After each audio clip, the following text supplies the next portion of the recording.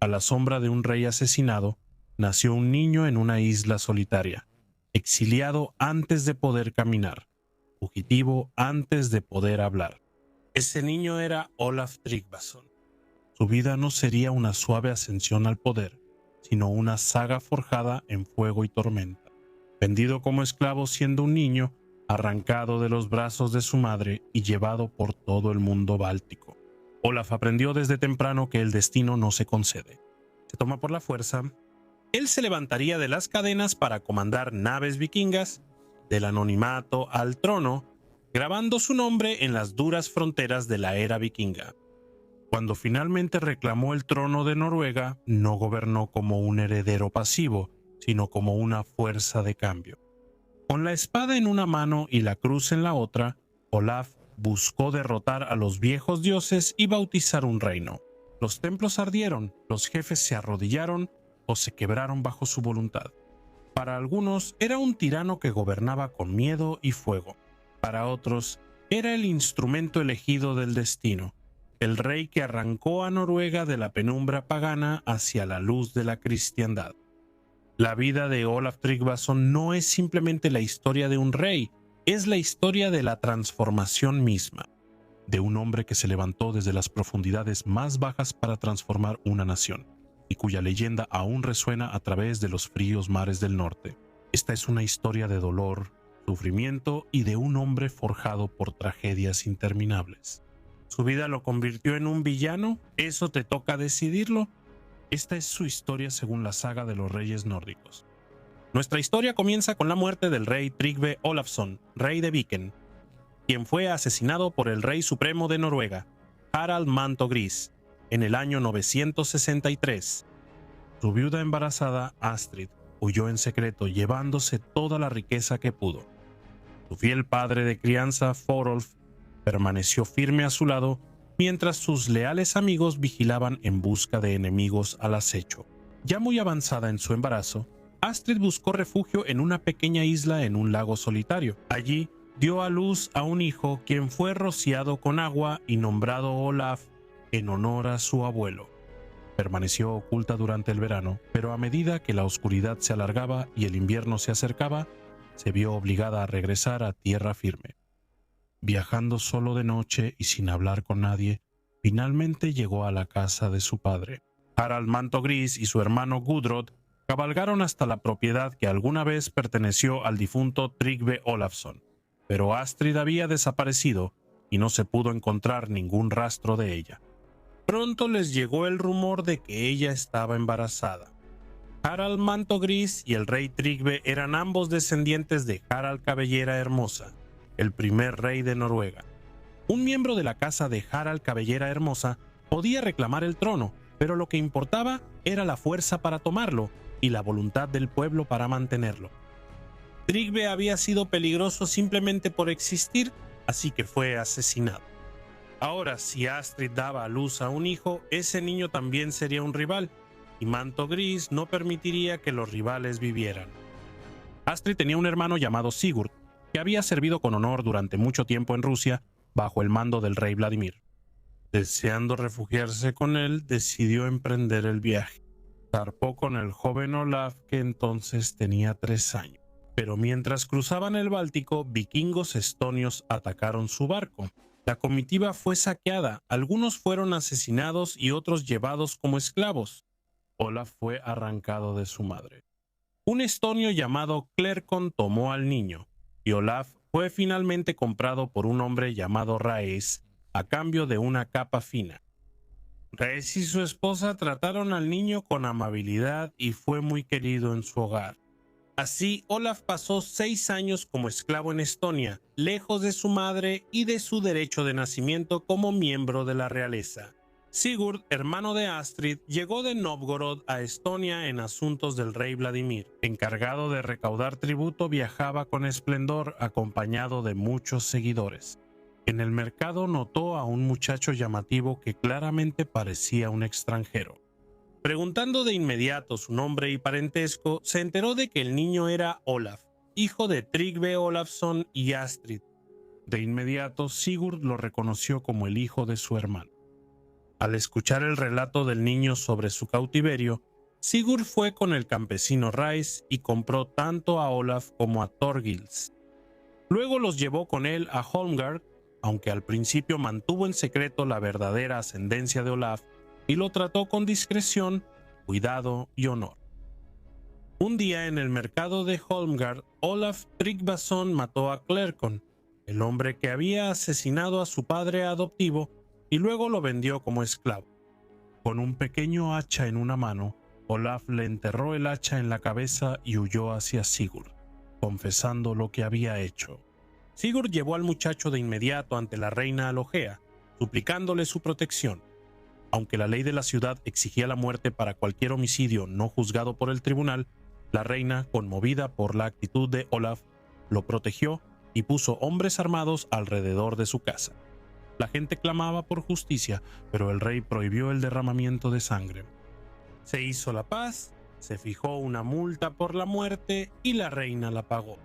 Después de esto, Olaf permaneció bajo la protección real. Como ningún príncipe podía residir allí sin el consentimiento del rey, Sigurd reveló el noble linaje de Olaf y que estaba exiliado. Por insistencia de la reina, el rey lo recibió en su corte y lo crió como correspondía al hijo de un rey. Olaf tenía 9 años cuando llegó a Rusia y permaneció 9 años con el rey Vladimir. Cuando Olaf creció por completo, se decía que era el hombre más apuesto, muy robusto y fuerte, y en todos los ejercicios físicos superaba a cualquier nórdico del que se hubiera oído hablar. El rey supremo de Noruega, Harald Manto Gris, se había hecho de muchos enemigos en su incansable empeño por aplastar a los pequeños reyes y poderosos jarls, buscando el dominio absoluto sobre el reino. El principal entre aquellos a quienes había agraviado era Håkon Sigurdsson, también conocido como Håkon el Poderoso, el Jarl de Lade. Mientras Olaf permanecía exiliado en Rusia, Håkon se levantó contra la casa de Harald Cabellera Hermosa. Para fortalecer su causa, forjó una alianza con Harald Diente Azul, el rey de Dinamarca. Con el apoyo danés, Håkon atrajo a Greycloak a Dinamarca, donde fue asesinado a traición. Así, Håkon tomó el control de Noruega como el Jarl de Harald Diente Azul, un rey en todo menos de nombre. El hombre responsable de la muerte del padre de Olaf se había ido, pero Noruega ahora estaba en manos de alguien que no llevaba la sangre de Cabellera Hermosa. Durante estos tiempos tumultuosos en Noruega, Olaf estaba en Rusia. El rey Vladimir lo nombró jefe de los hombres de armas que enviaba a defender la tierra. Olaf ganó renombre en muchas batallas y demostró ser un comandante afortunado y valiente. Con el pago que recibía del rey, mantenía una fuerte compañía de guerreros a su propio costo, recompensándolos generosamente y ganándose su feroz lealtad. Sin embargo, el favor genera envidia. Como extranjero colmado de honores, tanto por el rey como por la reina, Olaf despertó el resentimiento entre los señores nativos. Advirtieron al rey que un hombre tan talentoso y popular podría volverse peligroso algún día, susurrando dudas y sembrando sospechas, especialmente por sus frecuentes conversaciones con la reina. Con el tiempo, el rey se volvió distante. Al notar el cambio, Olaf se lo confió a la reina y declaró su deseo de buscar su fortuna en el norte, donde sus antepasados habían gobernado alguna vez. Ella le deseó lo mejor, diciendo que su valentía le ganaría honor donde quiera que fuera. Así que Olaf se preparó, abordó su barco y zarpó hacia el mar Báltico. Olaf navegó hacia el sur bordeando Wendland hasta que encontró un puerto seguro. Allí, él y sus hombres se comportaron pacíficamente y permanecieron un tiempo. Wendland estaba entonces gobernada por el rey Budislav, cuya hija Gira gobernaba la región donde Olaf había desembarcado. Al enterarse de esos forasteros nobles pero disciplinados, la reina Gira, a través de su consejero, los invitó a pasar el invierno bajo su protección, ya que la temporada estaba avanzada y el clima era severo. Olaf aceptó y en el otoño del año 982 llegó a su corte. Pronto llegaron a encariñarse profundamente el uno con el otro. Ese invierno, Olaf se casó con la reina Gera y gobernó junto a ella sobre sus tierras. Olaf habría tenido alrededor de 19 años. Olaf vivió 3 años en Wendland antes de que la tristeza golpeara su hogar. La reina Gira cayó gravemente enferma.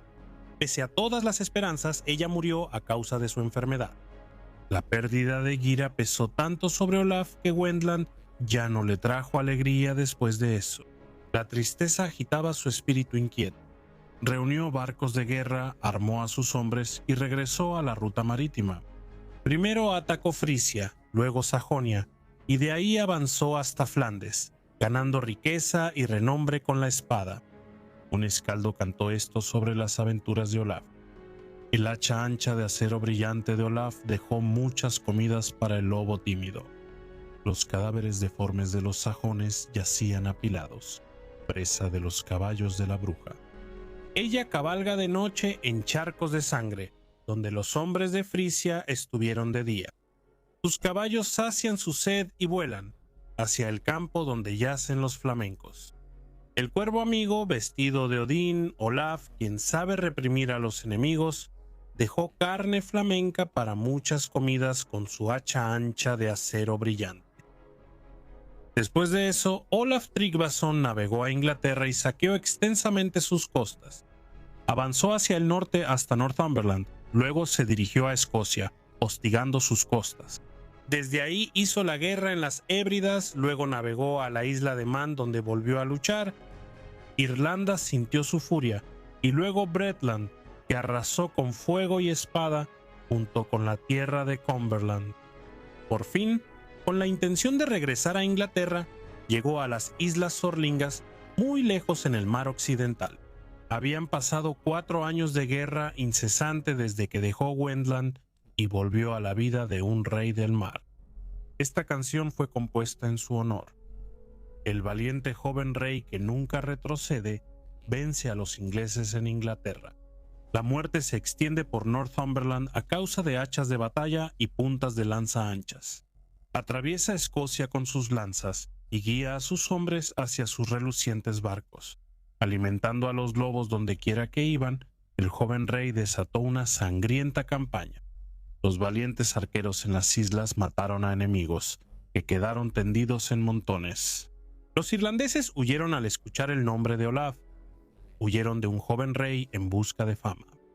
En Bretland y en Cumberland la gente no pudo resistirlo. Sus cadáveres yacían por montones en los campos, presas de los cuervos y lobos aulladores. Mientras Olaf estaba en las Islas Sorlingas, oyó hablar de un ermitaño que, decían, podía prever los acontecimientos futuros. Curioso por ponerlo a prueba, Olaf primero envió a un guerrero espléndidamente vestido para hacerse pasar por un rey.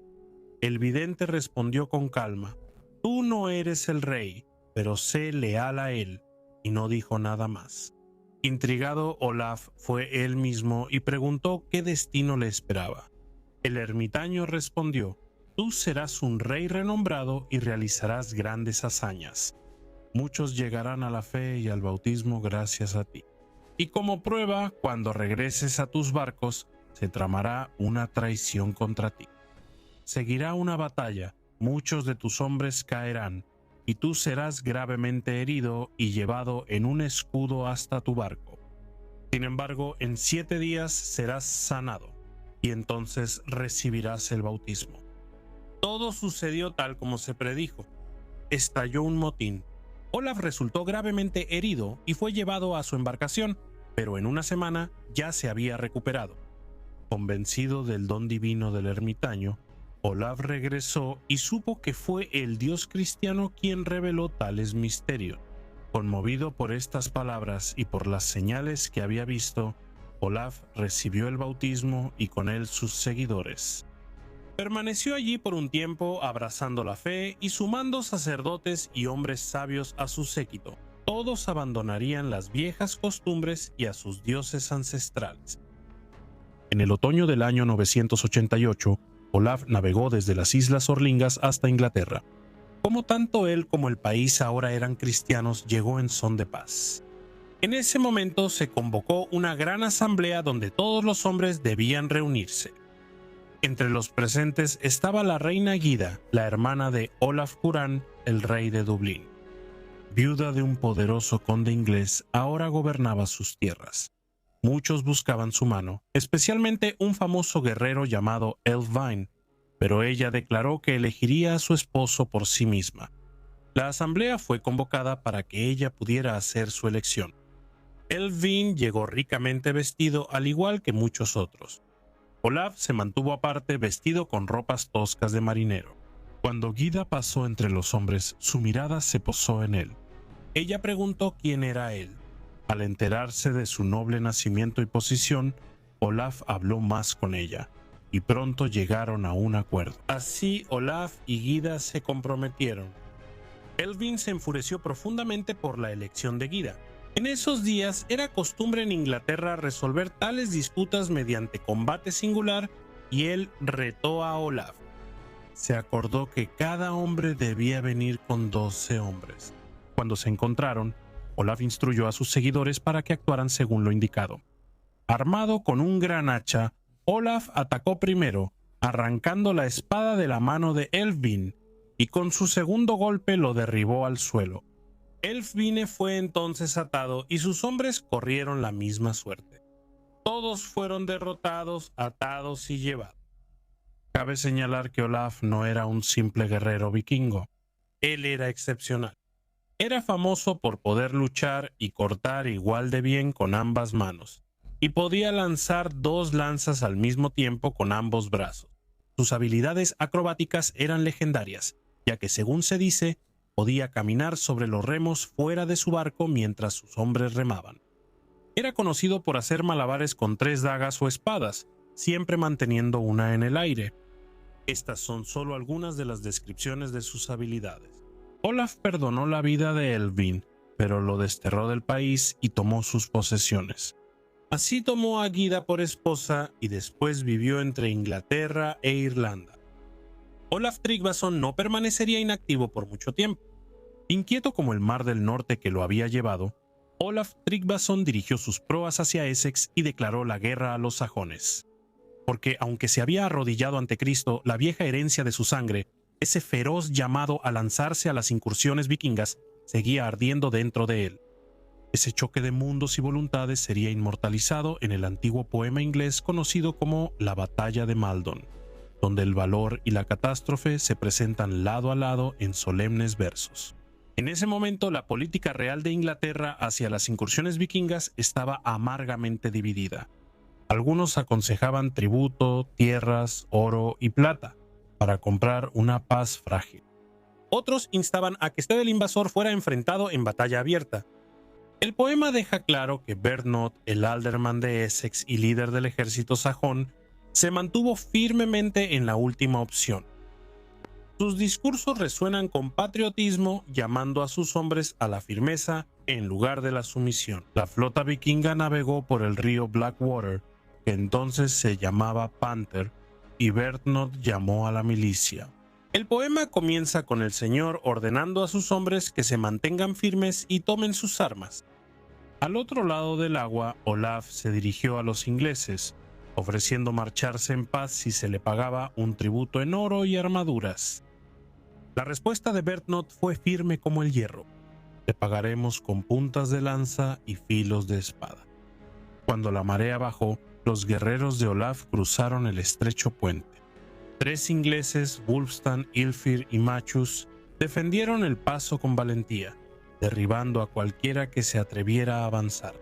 Sin embargo, el comandante vikingo pidió terreno abierto y una batalla formal, y Bernod, en un gesto noble, permitió que el enemigo desembarcara.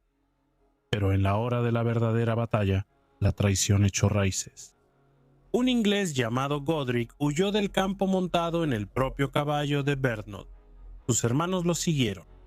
Al ver al corcel del señor huyendo, muchos supusieron que su líder los había abandonado, y el pánico se extendió. Los vikingos, aunque ensangrentados, rompieron las filas sajonas y mataron a Bernod donde estaba.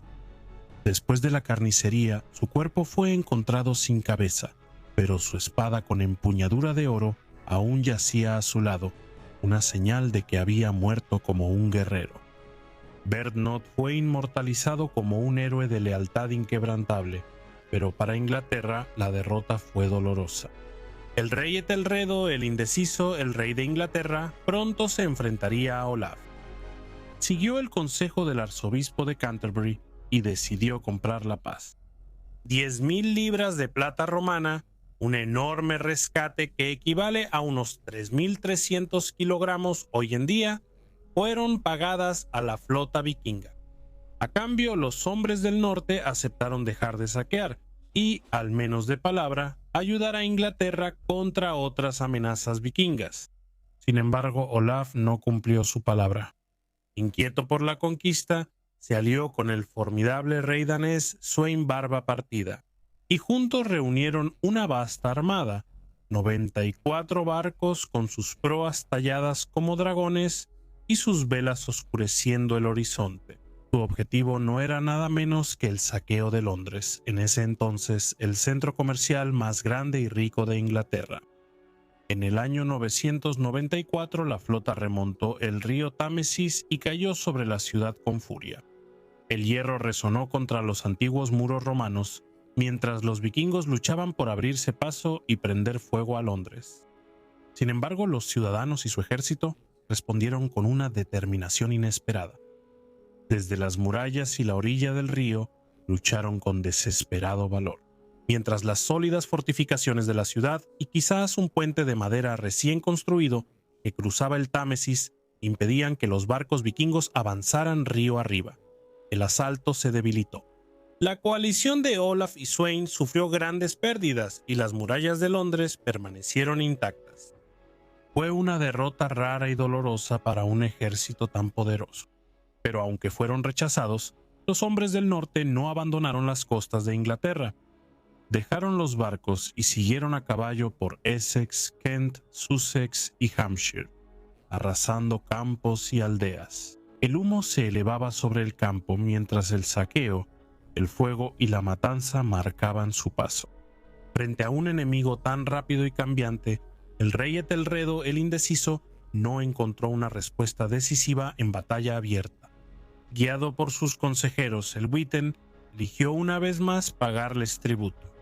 Se prometieron 16,000 libras de plata a los invasores, un rescate asombroso.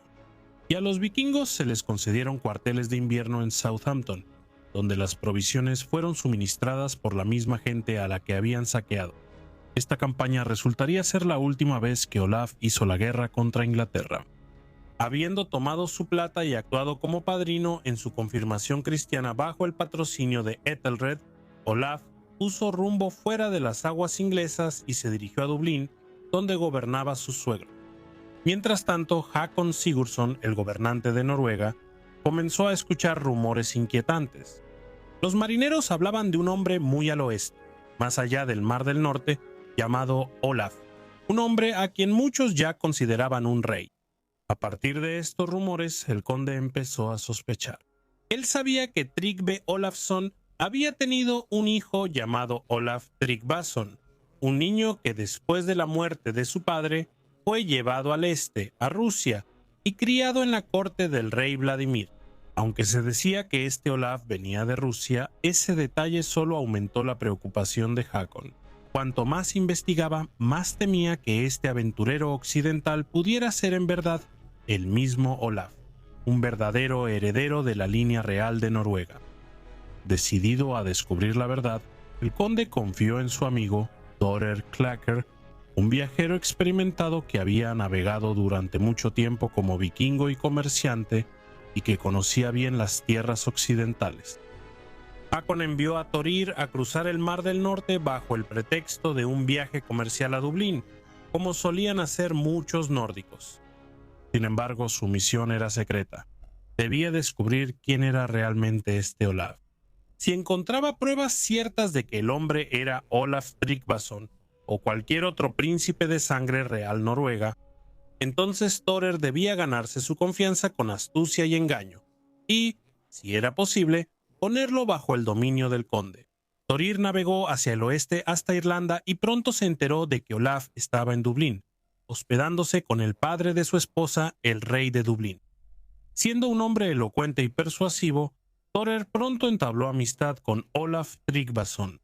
Se reunían a menudo y conversaban largamente, y con el tiempo Olaf empezó a interrogarlo detenidamente sobre Noruega especialmente sobre los reyes de las tierras altas y los grandes jefes del país que aún vivían y qué poder tenían. También preguntó sobre Hakon el Poderoso y si era bien visto entre la gente. Thor respondió con cautela. El conde dijo, era tan poderoso que ningún hombre se atrevía a hablar en su contra. Sin embargo, esta obediencia surgía más del miedo que del amor, ya que no había otro líder al que recurrir. Aún así, agregó, muchos hombres valientes, incluso distritos enteros, preferirían ver a un rey descendiente de Harald Cabellera Hermosa gobernar Noruega. Pero no conocemos a ningún príncipe así, y todos los intentos contra el conde Håkon hasta ahora han resultado en vano. El conde Håkon había derrotado a un gran ejército de fuerzas combinadas. El rey Harald Diente Azul trajo toda la fuerza de Dinamarca y los vikingos de Joms a Noruega, y Håkon, con la ayuda de los viejos dioses, los derrotó. De hecho, fue un gran hombre. Mientras continuaban sus conversaciones, Olaf finalmente reveló su verdadero nombre y linaje. No era otro que Olaf Tryggvason, heredero de los antiguos reyes de Noruega. Le preguntó a Thorir francamente si los nobles de Noruega lo aceptarían como rey si venía a reclamar su derecho de nacimiento. Thorir lo animó con entusiasmo a emprenderla, alabando el valor y las habilidades de Olaf, y exhortándolo a tomar la herencia de sus antepasados. La determinación de Olaf se fortaleció y decidió zarpar hacia Noruega. Al parecer, Thorir había cambiado de bando y traicionado a su amigo Hakon. Con 5 barcos y Thorir a su lado, Olaf partió, primero hacia las Hébridas y luego hacia las Orcadas. Allí encontraron al conde Sigurd, el conde de las Orcadas. Después de unas pocas palabras, Olaf exigió que Sigurd aceptara el bautismo y que toda su gente hiciera lo mismo o enfrentara la muerte inmediata. Declaró que arrasaría las islas con fuego y espada si se rechazaba el cristianismo. Esto no era más que un presagio de lo que le sucedería a una Noruega ferozmente pagana bajo el gobierno de Olaf. El conde Hakon Sigurd estaba festejando en su salón cuando le llegó la noticia de un hombre llamado Orm, cuya esposa Gudrun era reconocida como la mujer más hermosa de toda Noruega. Hakon, famoso desde hace mucho tiempo por su fama de mujeriego, se decía que deseaba la compañía de las mujeres más allá de todo límite. A menudo llamaba a las hijas y esposas de los nobles a su lado, solo para despedirlas después de unas pocas semanas. Consumido por el deseo, envió esclavos a Orm con la orden de que Gudrun fuera llevada ante él de inmediato.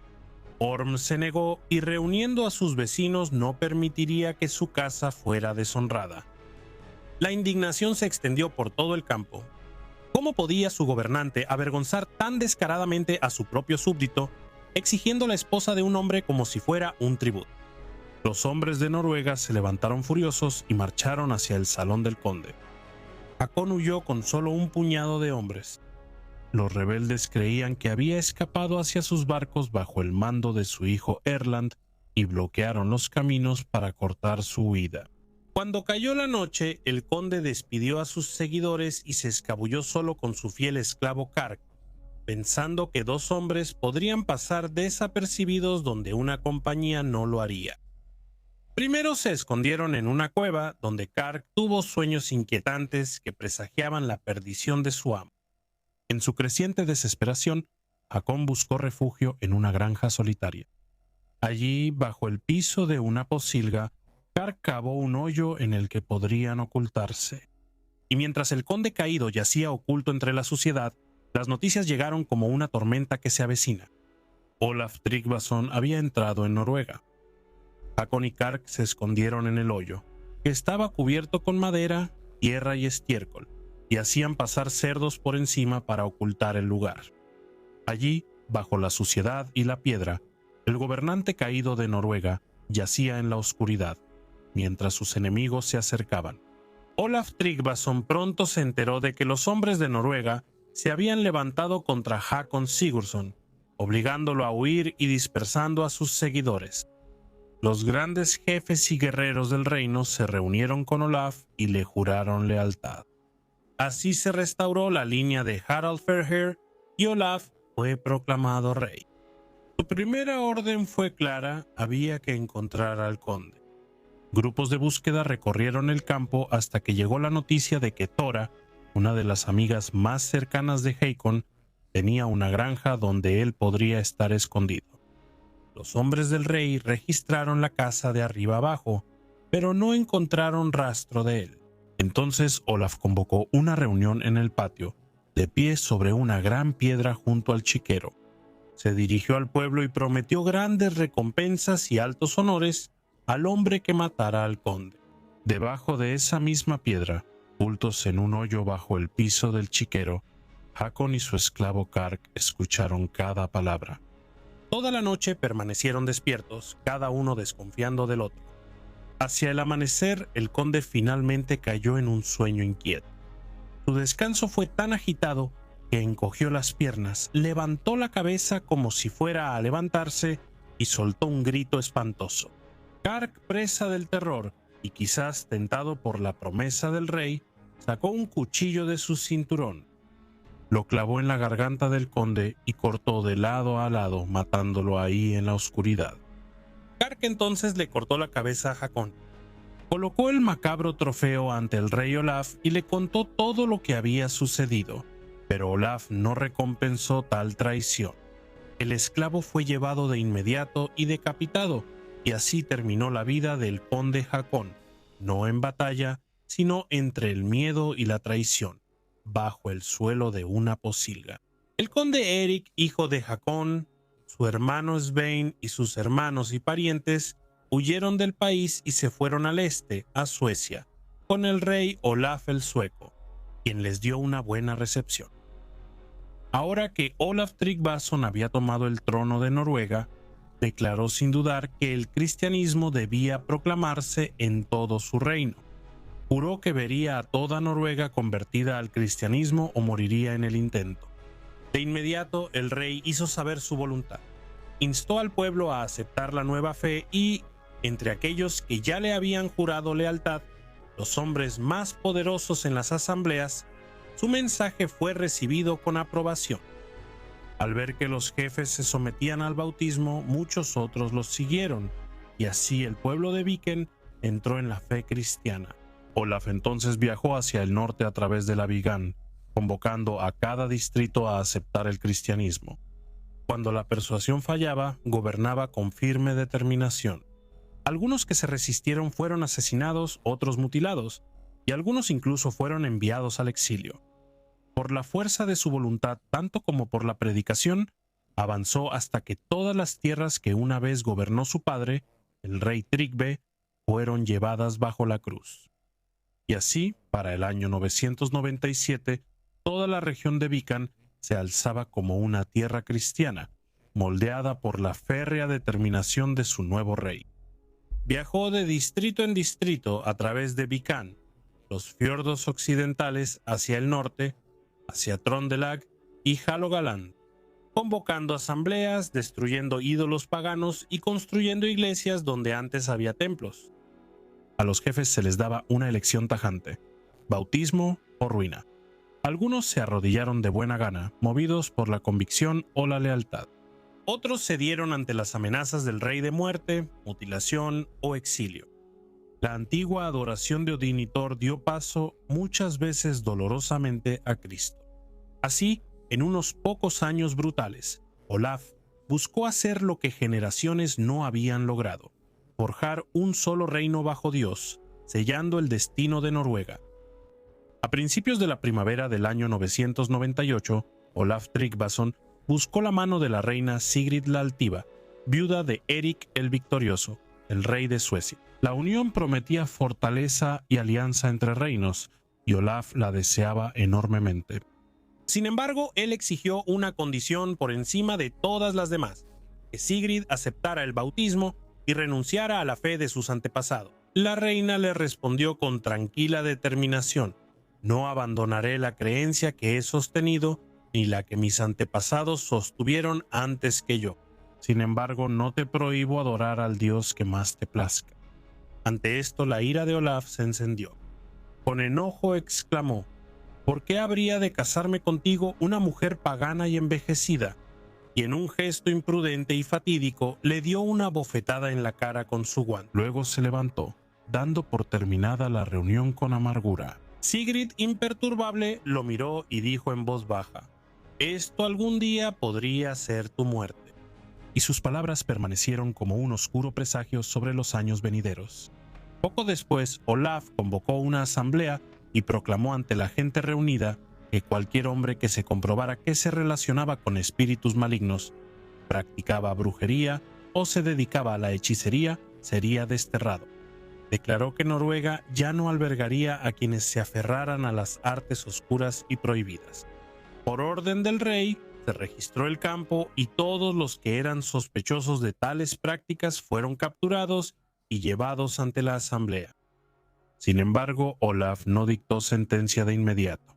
En cambio, ordenó que fueran reunidos en un gran salón finamente adornado. Allí se preparó un gran banquete y se les sirvió abundante bebida fuerte.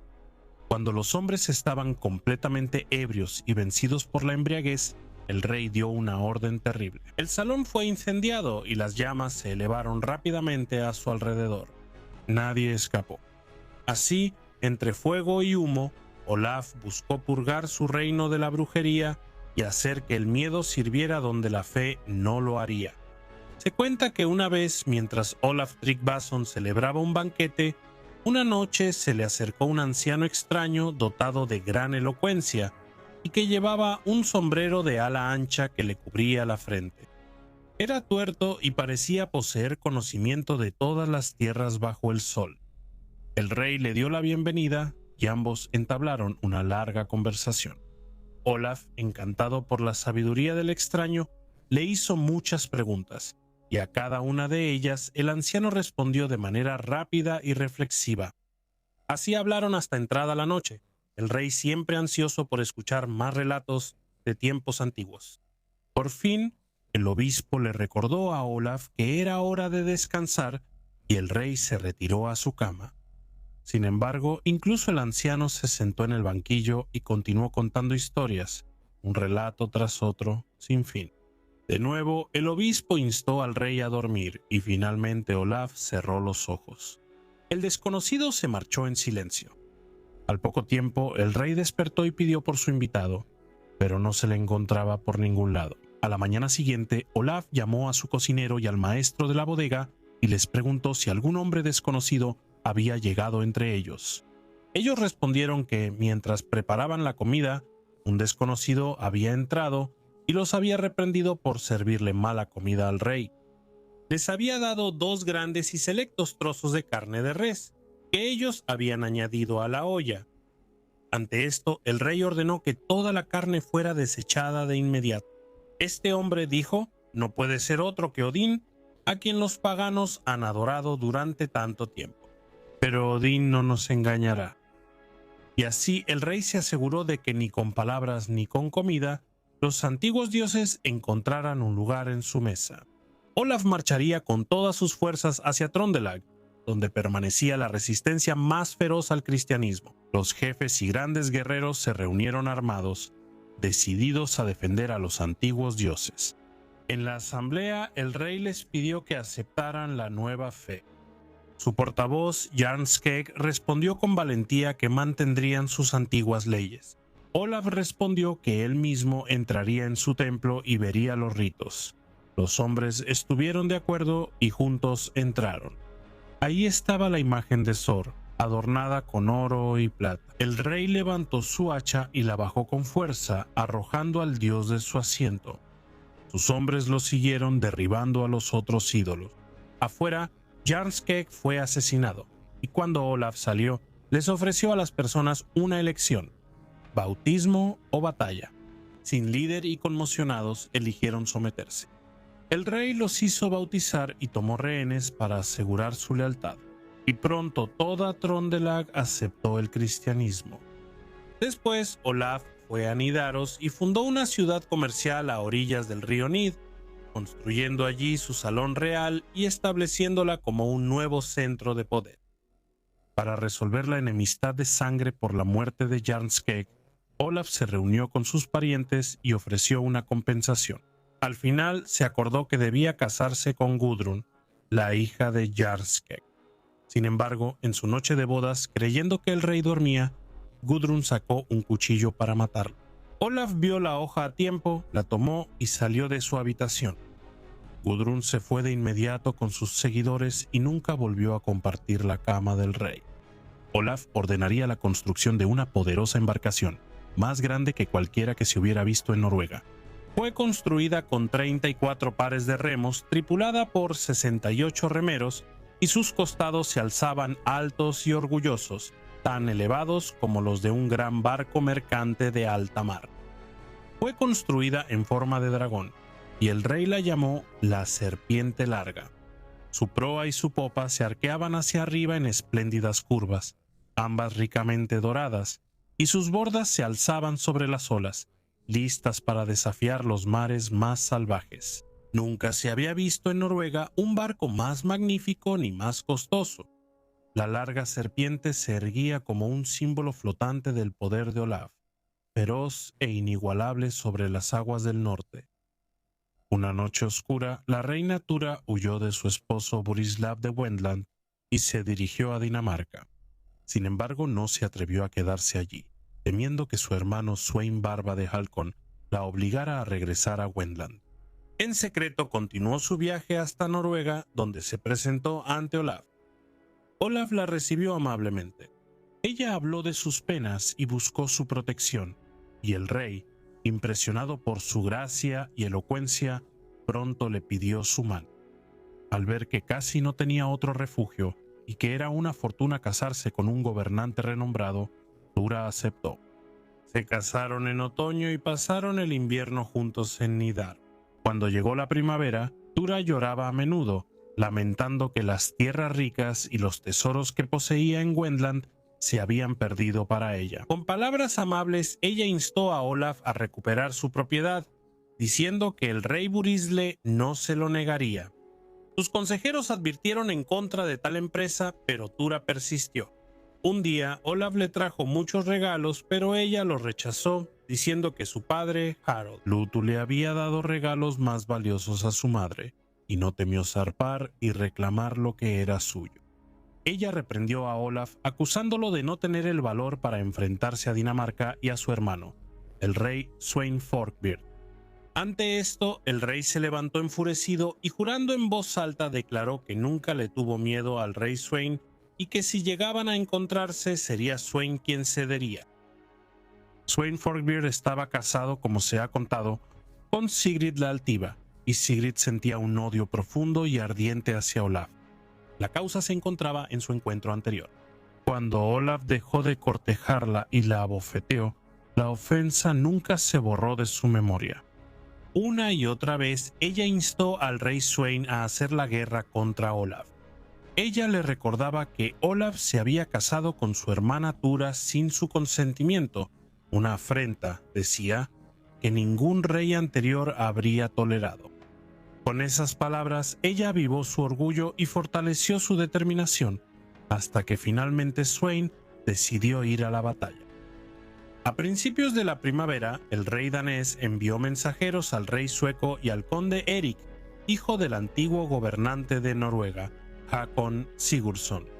Sweyn les advirtió que Olaf de Noruega estaba reuniendo hombres para una expedición de verano a Wendland y propuso que unieran sus fuerzas y lo atacaran juntos. El rey sueco y el conde Erik necesitaron poca persuasión. Cada uno tenía su propia razón contra Olaf y ambos estaban deseosos de emprenderla. Rápidamente reunieron una gran flota y zarparon para unirse al rey Sweyn. Cuando las tres fuerzas se reunieron, su armada combinada formó una hueste inmensa y formidable sobre el mar. Mientras Sweyn enviaba un mensaje a Suecia para reunir un ejército, también envió al conde Sigvalde, jefe de los Komsvikingos, una temida orden de mercenarios a Wendland, encargándole espiar a Olaf y mediante astucia y consejos sutiles lograr un encuentro entre Olaf y los reyes aliados.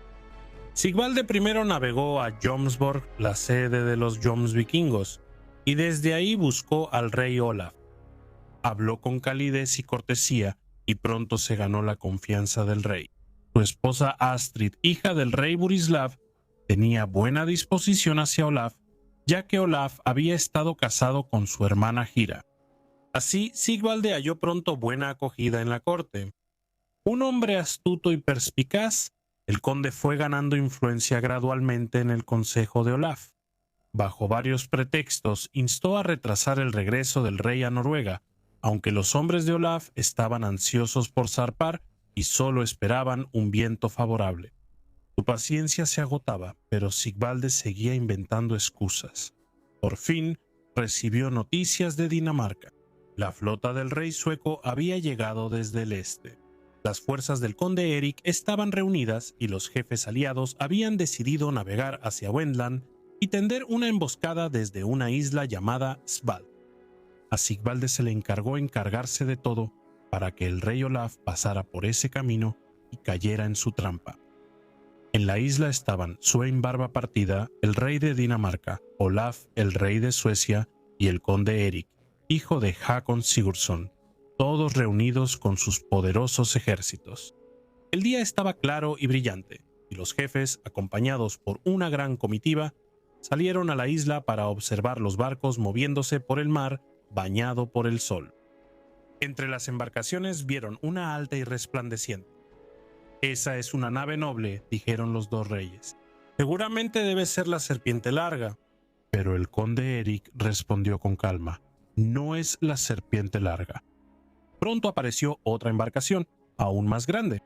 El rey Sweyn dijo con desdén: «Olaf debe tener miedo. No se atreve a navegar con la cabeza de dragón en su proa». Erik respondió: «Esa no es la nave del rey». Entonces vieron las naves del conde Sigvalde, que se internaron al resguardo de la isla. Después de ellas vinieron 3 grandes embarcaciones a vela. Una de ellas era de tamaño notable. «Ahí viene la Serpiente Larga», gritó el rey Sweyn. Ordenó a sus hombres que subieran a bordo, pero el conde Erik aconsejó paciencia. «Olaf tiene otros barcos majestuosos además de ese. Esperemos». Algunos se burlaron de él, diciendo que no vengaría a su padre y que sería realmente vergonzoso si una fuerza tan grande permaneciera inactiva mientras Olaf pasaba junto a ellos hacia mar abierto. Cuando por fin la verdadera Serpiente Larga apareció completamente a la vista, nadie pudo dudar que era Olaf Tryggvason en persona quien navegaba en ella. Entonces los reyes aliados se armaron para el combate. Antes de este día acordaron entre ellos que si Olaf caía, Noruega se dividiría en 3 reinos. Quien primero abordara la serpiente podría reclamarla junto con todo el tesoro que llevaba, y cada líder se quedaría con los barcos que él mismo hubiera despejado. Olaf Tryggvason estaba de pie en la cubierta de popa de la Serpiente Larga, sobresaliendo por encima de todos los que luchaban abajo. Un escudo dorado brillaba en su brazo, y un casco forjado en oro coronaba su cabeza. Sobre su cota de malla llevaba una túnica roja corta, para que pudiera ser visto claramente. Cuando vio que las flotas enemigas se reunían bajo sus estandartes, preguntó: «¿Quién manda el ejército que está justo frente a nosotros?». Le dijeron que era Sweyn Folkbeard con el ejército danés. Olaf respondió: «De esos daneses tenemos poco que temer. El valor no es su fortaleza, pero ¿quién está a su derecha?». Ellos respondieron: «Es Olaf con la fuerza sueca». «Mejor para esos suecos», dijo Olaf, «quedarse en casa con sus sacrificios que enfrentarse a las armas de la Serpiente Larga». «¿Y quién manda las otras grandes naves?». «Es el conde Erik Hakonsson», dijeron. Entonces el rey respondió con seriedad: «Él tiene motivos suficientes para buscarnos, y de él podemos esperar la lucha más feroz, porque estos son noruegos, igual que nosotros». Los reyes ahora sacaron sus remos y se prepararon para atacar. El rey Svein puso su barco junto a la Serpiente Larga. Por fuera de él, Olaf el sueco se colocó y puso la popa de su barco contra el barco más externo de la línea del rey Olaf, y del otro lado estaba el conde Erik. Entonces comenzó un combate encarnizado. El conde Sigvalde mantuvo sus barcos atrás a remo y no se unió a la refriega, traicionando a Olaf de Noruega. La batalla que siguió fue una de las más feroces jamás contadas en canciones, y el mar se tiñó de rojo con la sangre de los guerreros. Los hombres de Olaf Tryggvason lanzaron garfios y cadenas sobre los barcos de Sweyn Folkbeard. Los acercaron y abatieron a todos los que estaban en sus cubiertas. Barco tras barco fue despejado hasta que Sweyn mismo se vio obligado a huir buscando refugio. Así sucedió exactamente como el rey Olaf lo había predicho. Entonces Olaf de Suecia avanzó en su lugar y corrió la misma suerte. Sus barcos fueron destruidos, sus hombres abatidos, y él también se vio obligado a retirarse. Pero Eric Håkonsson siguió adelante con una determinación sombría. Colocó su proa reforzada con hierro junto a la más externa de las naves de Olaf, mató a sus defensores, cortó sus cables y la dejó a la deriva vacía sobre la marea. Las naves más pequeñas quedaron sin hombres, sus tripulaciones huyeron. Las embarcaciones danesas y suecas se mantuvieron a distancia, rodeando a la serpiente larga desde lejos. Solo el conde Eric permaneció cerca. Por fin, todos los barcos de Olaf quedaron vacíos de defensores, excepto la serpiente larga. En sus cubiertas se reunieron todos los hombres que aún podían portar armas. Ahí la lucha se volvió salvaje más allá de todo límite. Las lanzas se clavaban y las hachas cortaban. Las espadas chocaban contra las cotas de malla. Flechas y jabalinas oscurecían el aire hasta que los escudos apenas podían detenerlas. Todo el tiempo el rey Olaf estaba de pie en lo alto de la pasarela, sin descanso, unas veces disparando con el arco y otras arrojando la lanza, y a menudo arrojando dos lanzas a la vez. Mirando hacia abajo a la refriega, les dijo a sus hombres: ¿por qué golpean con tan poca fuerza? ¿Por qué sus golpes no hacen daño? Las espadas están desafiladas y melladas, fue la respuesta. Entonces el rey avanzó hacia la proa, abrió el cofre debajo de su alto asiento y sacó espadas afiladas, brillantes y cortantes que puso en manos de sus guerreros. Sin embargo, cuando extendió la mano, se vio sangre corriendo debajo de su guante de acero, aunque nadie sabía dónde había sido herido. Desesperada era la defensa de la serpiente larga, pero sus filas disminuían rápidamente. Cuando el conde Eric vio que quedaban muy pocos junto al mástil, decidió abordar. Con 4 hombres saltó sobre la serpiente y se desató un combate terrible. Eric fue obligado a retroceder a su propio barco. Algunos de sus compañeros yacían muertos, otros heridos. Aún así, regresó una y otra vez hasta que las cubiertas de la serpiente estuvieron llenas de hombres caídos. Los guerreros de Eric entraron desde todos los rincones, mientras que aquellos que aún podían luchar se reunieron alrededor de su rey para una última resistencia. El final llegó rápidamente. Superados en número y rodeados, los valientes defensores cayeron uno a uno. Entonces, cuando Olaf Tryggvason vio que todo estaba perdido y que el final realmente había llegado, saltó desde la serpiente larga al mar. Al mar.